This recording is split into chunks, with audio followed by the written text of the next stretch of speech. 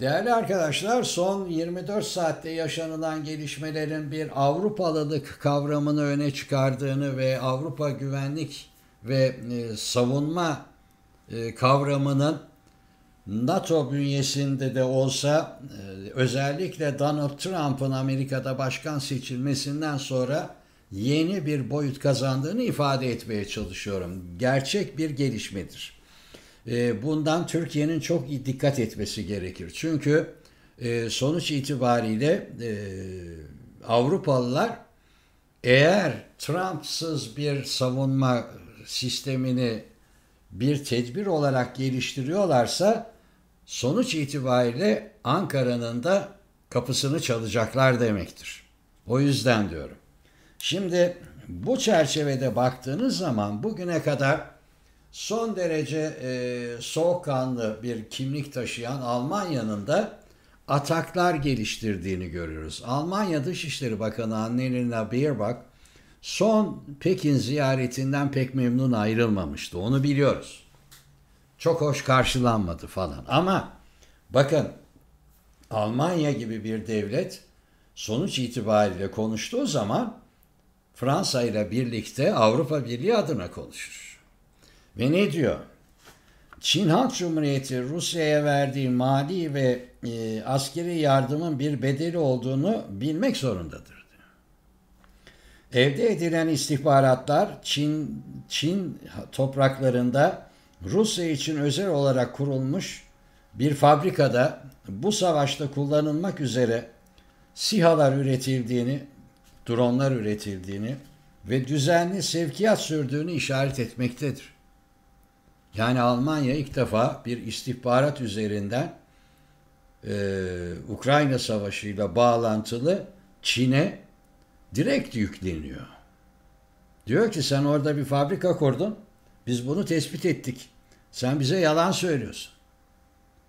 Hep söylediğin biz Rusya'ya işte petrol alıyoruz, doğalgaz alıyoruz, normal sivil ticaret yapıyoruz. Hayır, sen o fabrikadan drone üretip Rusya'ya veriyorsun. Bu konuda İran'a yeni yaptırımları devreye soktuğumuzu herkes biliyor. Çin'in Rusya'ya dönük askeri yardımıyla ilgili son bilgi ve belgelerin de toplanmasından sonra Avrupa Birliği Pekin'le ekonomik ilişkisini askıya alma kararı alabilecektir diyor. Bu kabus Çin için. Çin için kabus. Çünkü Çin ciddi bir ekonomik küçülme yaşıyor. Ekonomik büyüme hızı anormal düşmüş durumda.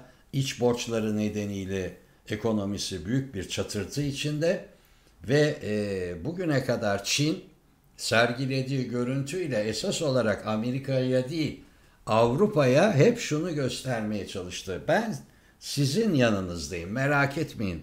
Bu güvenlik ve savunma işlerinde sizle beraberim.